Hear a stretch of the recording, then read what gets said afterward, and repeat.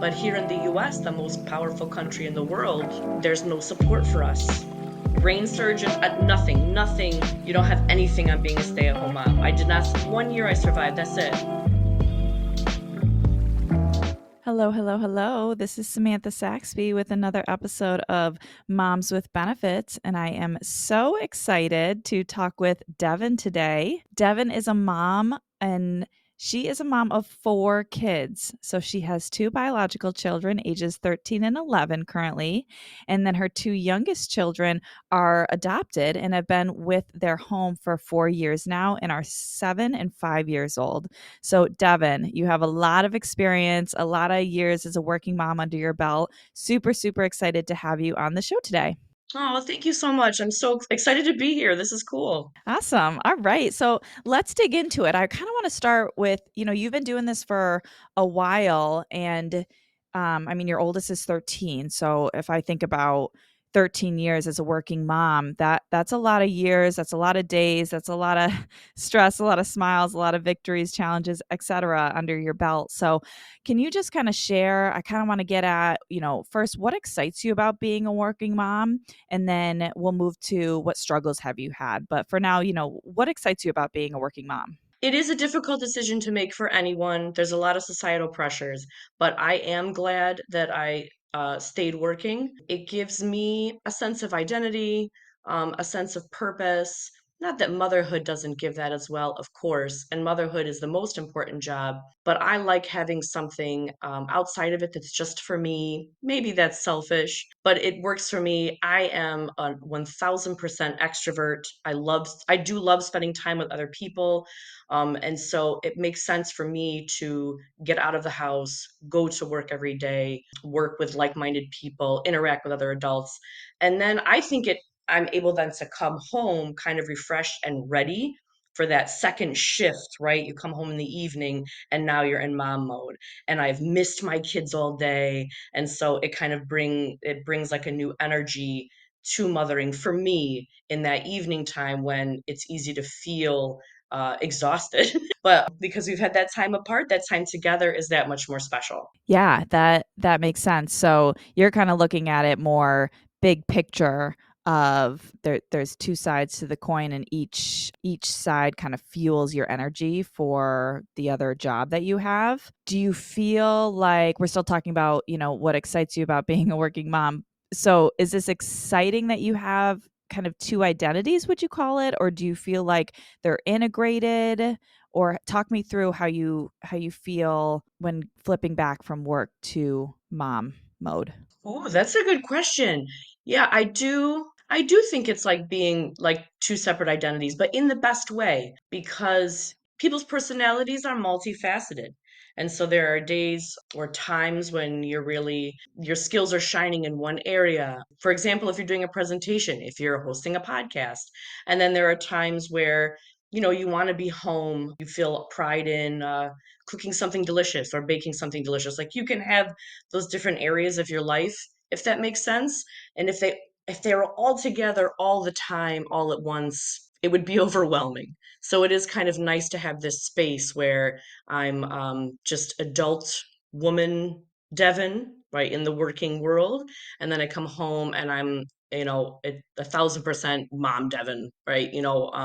Kids climbing on me. I've like food on me, like from children like wiping their hands on me, and that's okay. And then I think what's important too is that if you're doing your job right as a mother, your children need you less and less. And so when you start to make that transition, where your kids are needing you less and less, or just needing you as a chauffeur, I have a lot of that these days. I still have that other Devin that I can go to, and then I don't know if we're allowed to talk about, but there's also that piece of wife Devin, right? Like maintaining that relationship with my husband. And so I think that kind of having both those pieces of myself also helps our relationship. That's an awesome point, and thank you for incorporating that. So you have three roles, right? You have the wife role, the mom role, and the adult role, or the adult working role. And that's important to balance and to make sure that you feel, I don't know if fulfilled is the right word, but make sure that you feel like you are actively invested and actively present in all of those areas of your life. So I want to go back to when you mentioned that if you're doing your job right, your children will need you less. That is powerful, scary. Where did that come from? Like where did that come from? Who taught you that? Did you teach yourself that? I'm saying I agree with it. That's our job, is to raise these kids to be functioning, emotionally managed adults. How do you kind of keep your eye on that big picture of that goal when the day to day and the emotions and the love can maybe sometimes stifle that big picture thinking? Yeah, I was lucky because when my oldest children were very young, I was teaching elementary. So I had this kind of window into the future, not too far into the future. And you would see the kids who knew how to tie their own shoes, they knew how to zip their own coats, that they could, like you said, regulate their emotions a little better.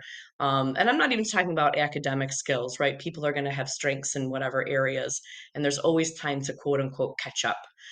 So that never concerned me as much. But this idea that when I'm away from my child, how will they behave and interact with their world? And also, unfortunately for me, I've had some loss in my life. And so I had to face that, right? What does this mean now for me? And so I maybe think about it more than the average mom, or maybe more than I should be thinking of. But I do think about when I'm not around to help my kids as much or at all, what will their life be like, and how will they support each other, right, as a unit, as a family, even without me. And I know maybe it seems morbid, but when you had loss in your life, you do think about that stuff. Even though my kids are young, anything can happen. Am I still answering your question even? I think you are, and you're answering things that I didn't even ask because that's how wonderful of a perspective you have. So I'm loving it all, sitting here nodding my head. So let's dive into some of the struggles you've had as a working mom. Again, you've been at it for 13 years. Now you still have a 5 and a 7-year old, 11 and 13-year old. Hmm. So you still are very much also in the thick of it, even though you have over a decade experience. So what struggles are there? Specific struggles? Is it a same theme of a struggle? Like where does your mind go? The mom guilt. Mm. I mean, you're never doing enough as a mother, right? And I think I'm really happy that there seems to be like a light shining on this more in society now, like an awareness being brought, that our poor mothers probably deserved, and our grandmothers definitely deserved, but did not get. And so, but you still have that guilt. And so there's been this weird dichotomy where there's this celebrating moms and encouraging women to work if they want and stay home if they want. But then at the same time, the birth of social media still makes us feel like not enough. Like when you see these moms that had these intricate 2-year-old tea parties with kneading china and a photographer, and everyone's in white dresses, and you're like, where did I go wrong? So you're never doing enough as a mom, and you're never doing enough at your job, and you're never doing enough as a wife. And I don't know if men feel the same pressure. Maybe they do. We'll have to get a dads with benefits interview.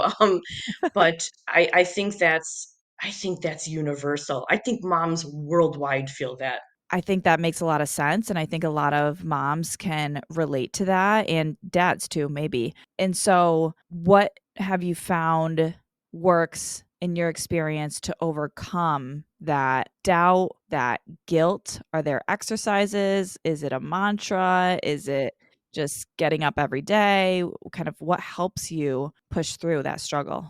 Yeah, mom friends. And you have to have mom friends that are where you're at, that have older kids, that are in a higher socioeconomic status, in a lower socioeconomic status. All these people ground you, and guide you, but you need to find your people. And I know it's not easy for everyone. I know that social media, again, I think makes some people feel actually more isolated, that they can't find, but there are those people out there. And I have been very lucky. I have one friend in particular that I have known through early childhood. And there have been ebbs and flows in our relationship, but then we ended up having children around the same time. Her two children are the same ages as my two oldest. And that has been incredibly grounding. Her support is unreal, just having that person you can call and say the most ridiculous, like word vomit, like I'm stressed because of this, and they're there for you, and vice versa. I do think it's something you can't do. I can't do it alone with a mantra. I need people. Again, that's my personality as an extrovert. And so meeting up with other moms, special needs groups. I have some of my kids have special needs, and those groups are very supportive. Those moms that get that, we're in groups where for adoption support, and those families get that. And so it doesn't have to be some one mom that gets everything that you're going through, but if you have those systems of support set up of other moms, I think that's invaluable. They talk a lot about finding your tribe, but it doesn't have to be one tribe. It can be people that understand those different aspects about what's difficult. I have friends who are stay-at-home moms, friends that are working moms, and it's all a different support to me. And hopefully, I'm a support to them in different ways. That's really insightful. And so, yes, you're finding your mom tribe, but it's also being really reflective and purposeful in the different people in that mom tribe, knowing that every mom's journey is different. So I love that you said you have some stay at home mom resources. You have moms that are in a higher social economic status and lower. And so you're able to take different perspectives and pull inspiration and encouragement from different journeys and different stories. Does that feel right? Yeah, absolutely. Absolutely. I mean, there are just times, again, that mom guilt and mom pressure. Is your kid in every activity? Does your kid have this name brand most popular thing right now? You're trying to navigate that. You can't navigate it alone. The world is also too big now, right? Growing up, well, you're a lot younger than me. You don't know what I'm talking about. But growing up in the late 80s, early 90s, your world was your neighborhood and that's it, right? Your parents' friends were their neighbors, or like a few couples they were friends with in high school or college who have kids your age. That's it. The world is too big now. Even look at us, right? Our my oldest daughter with her sports, going and playing in other cities potentially, right? Already. So that means friendships with other kids and other I mean, it's so I can't do this alone. There's no way. You need, yes, the that tribe of women who can give those different perspectives, and then you take from that what you need. It doesn't mean you need to emulate every mom and what they're doing, but kind of use it almost as a window and a mirror, right? A window out to see what others are doing, but then also that mirror to reflect back to yourself. What will I do? What does this mean for me and my family? I absolutely love that. A window and a mirror. That is definitely a takeaway. I love that. When you're thinking about your mom tribe, do you feel that you've always had that mom tribe? I want to kind of transition now to thinking about 13 years ago when you were a fresh mom. Did you have that mom tribe? What was your experience like? And I think the biggest question I would say is what would you go back and tell yourself when you were 6 months postpartum? Oh, girl, you're getting in the deep stuff now. Okay. So first of all, definitely did not have it early on. Our So my husband and I had, like, again, a little friend group, um, and that we had since late high school, college, and we were the first ones to have children. And we weren't even that young. I don't want to my I had my daughter at 28, so now everybody knows my age. But so I'm and not it's not like I was that young. But none of our other friends were even remotely interested. And I'm going to tell you how fast we got dropped. I can't, I can't, because our social, not because they're awful people, but because our social, we could not interact socially the way that we used to, right? You're not going to go out you can't go to a restaurant every Friday night. You can't go to a bar every weekend with a baby. And so financially, but also just health and safety and everything and scheduling. But it's amazing. A friend from that group had her first son around the time I had my second, and she reached out to me unprovoked and apologized. And she said, I had no idea how difficult this would be and how lonely you must have felt. Look, I'm getting emotional, but it's true. And I appreciated that so much, and what that must have taken for her to reflect and then think about me is so telling of what a wonderful person she is. And people don't know until they know. And then you also never want to be that person that's always talking about your baby. And so you lose friends that way too, because everything your baby does is amazing.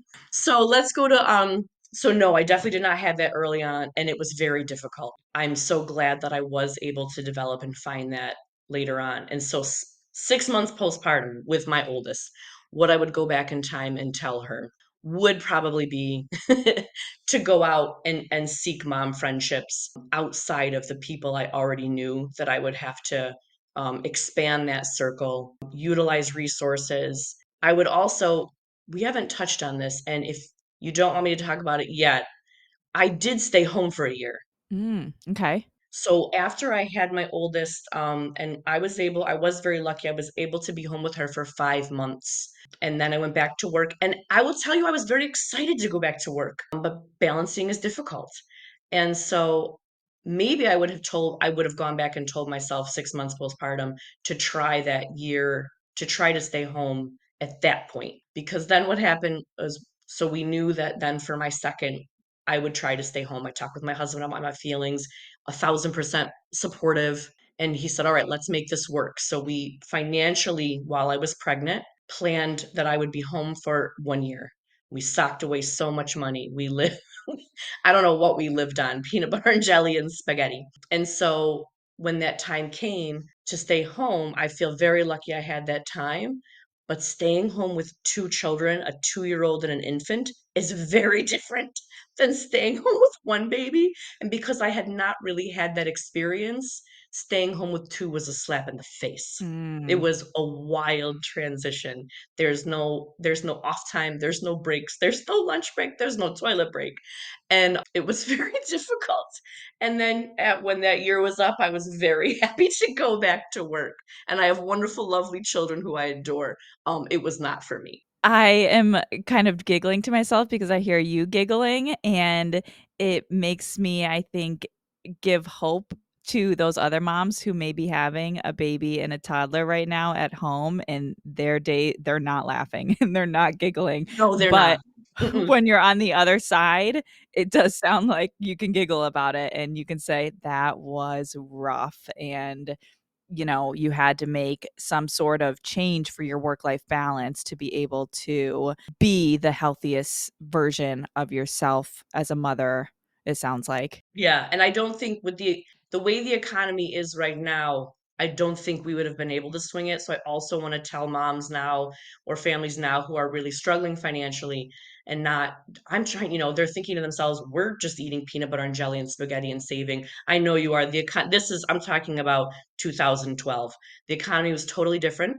And so I don't like to this idea that like if everyone just stopped eating avocado toast, we would all be millionaires. No, and so I also don't want people to take that away that, oh, she was able to save up. We were, but it was a totally different position that we were in. And now, if I think about it now, it's laughable. We would never be able to save up money for me to stay home now. Never. But you know what? I'm not saying I disagree. I think that's something that is not talked about enough is I mean, it's dubbed the motherhood penalty. What's your experience been in thinking about your own motherhood penalty? I have that in air quotes, if you do feel like there was any. Oh, absolutely. So first, there's the social penalty, right? Of what do you do? When people ask, what do you do? I stay home.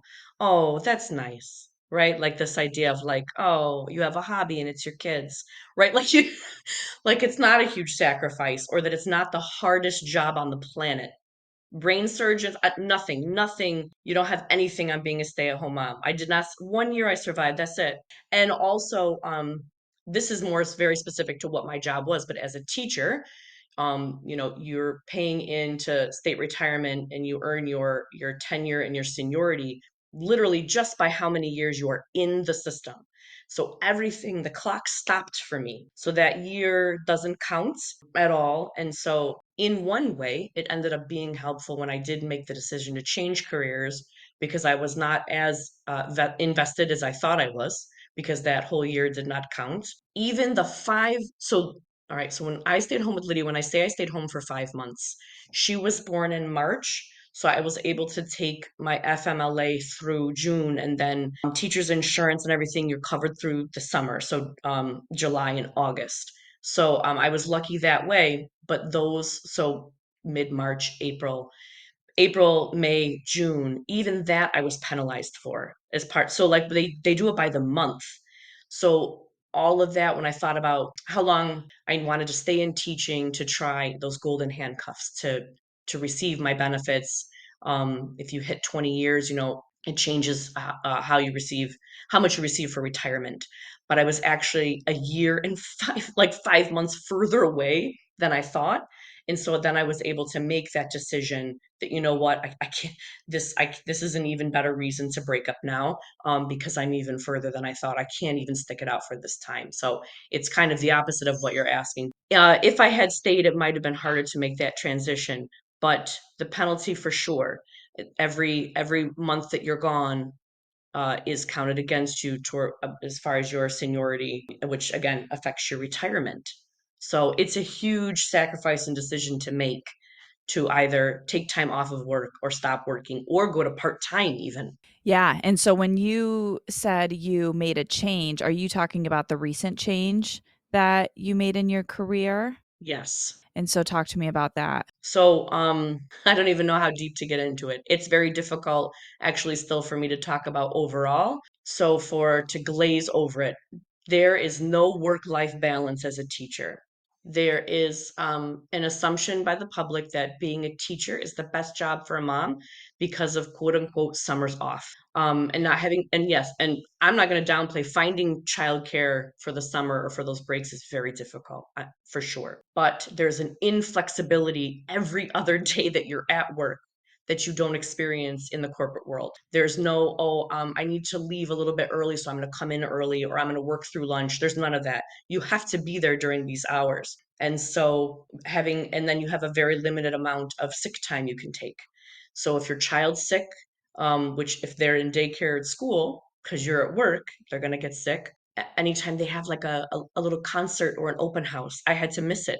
I, I was taking care of other people's children way more than my own. And the guilt of that I will never be rid of. And so I thought, we're at like a now or never point, right, in my career. I'm 41.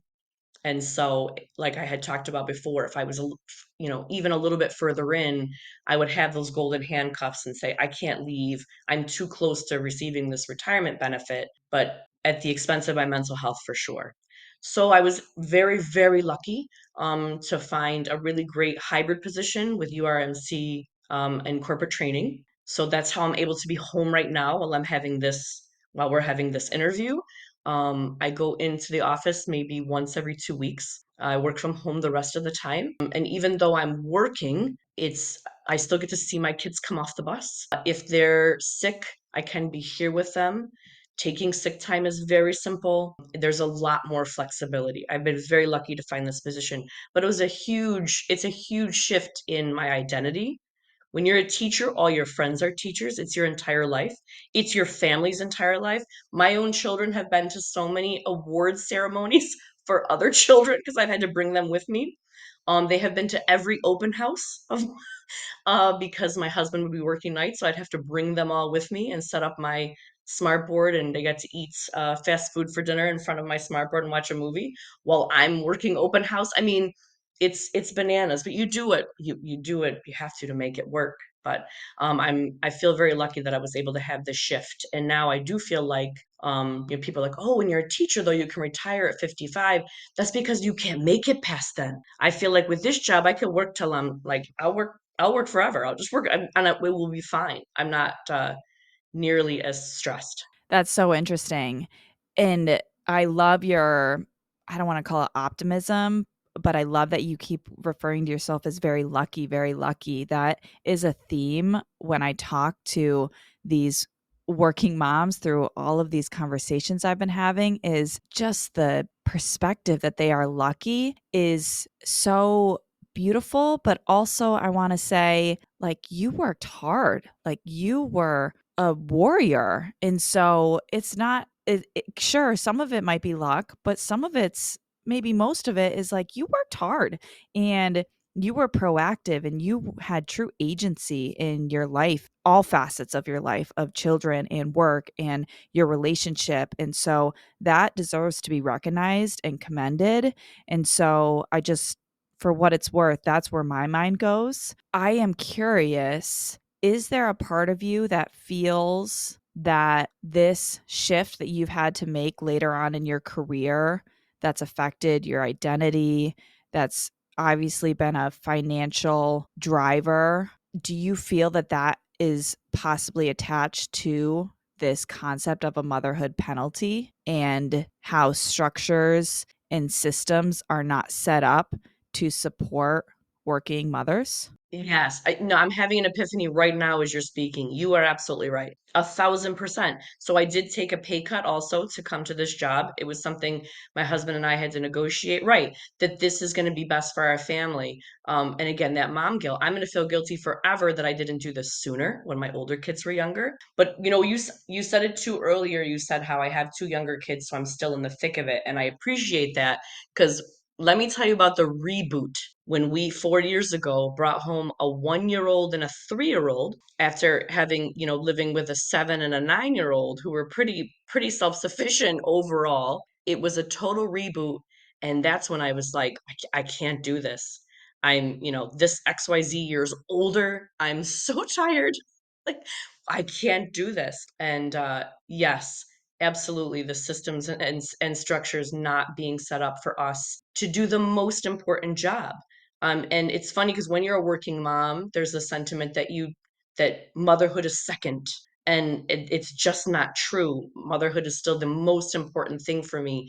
You make, not to get too cerebral, you can cut this later if you want, but when you decide to have children, bring children into the world or parent children, you're making a pact with the universe, right? You are agreeing to raise another human being in a world that's getting smaller and smaller, and they will have a larger effect on a larger community than we ever had. So it's the highest calling for sure, but it doesn't seem like anybody cares.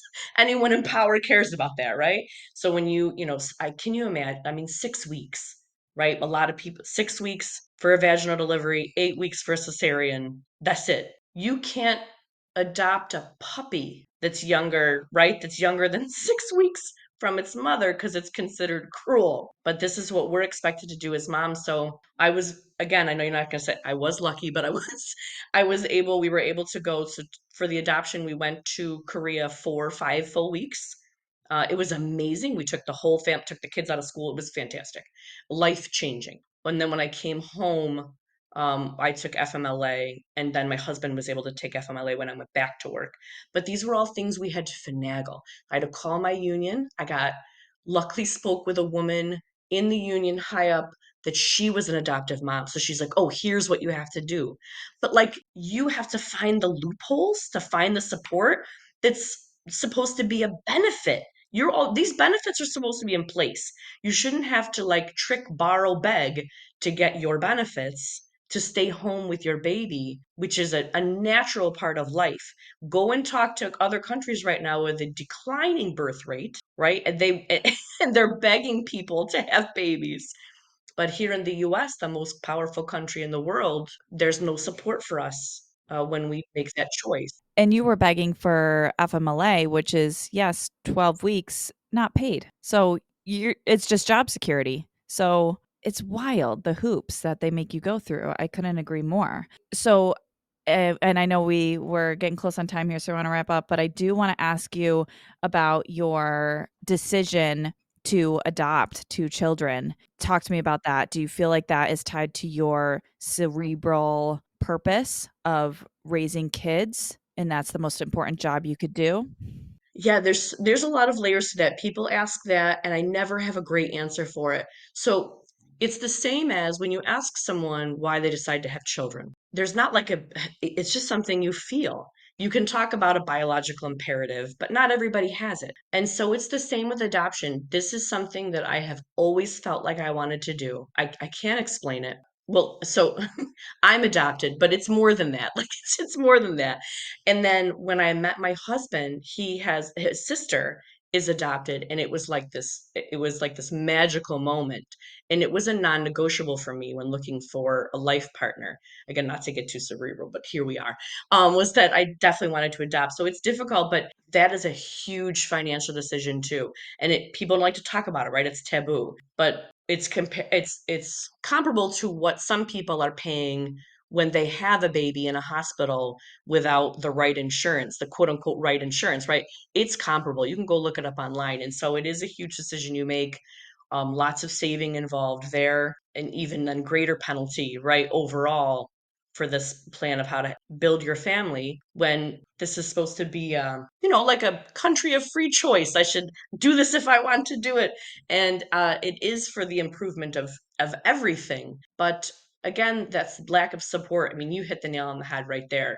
The lack of support is very frustrating. And that's why having your community of support helps balance that out.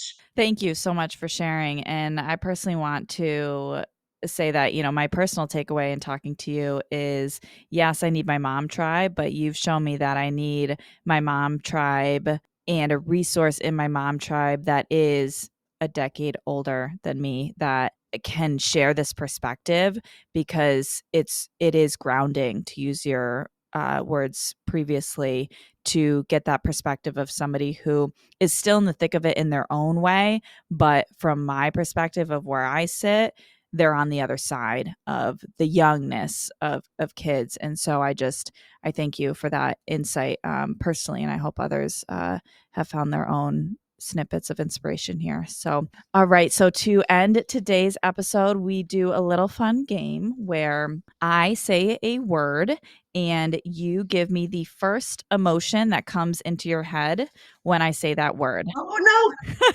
Now, I have to remind everybody that there are no wrong answers, there are no right answers. Emotions come and go, and it's just where are you currently at today of how you feel about these things. So, there's 6 of them. So the first one is kids, Joy. pregnancy. Is fatigue an emotion? Yes. You've been pregnant? Yes. Mental load. We didn't really talk about this today, but mental load. Oh, overwhelming. Finances. Also overwhelming. Oh man, I'm not good at this game. Benefits or insurance. Security. All right. And the last one, the future. Future. Exciting, excitement. Awesome. All right. Well, thank you so much, Devin, for sharing all of your inspiration. I really, really enjoyed this chat, and I know others will find some inspiration for it. So thank you again for being here. Thank you so much for having me. This was so fun. Moms with Benefits is on a mission to empower moms for the financial impact of motherhood. If you're a mom willing and even excited about sharing your journey and challenges with other moms, we'd love to have you apply to be a guest on our podcast. Go ahead and follow us on Instagram at momswithbenefits.org, and our application is linked right in our bio. P.S. We see you, Mama. You're working hard today, and you are doing great.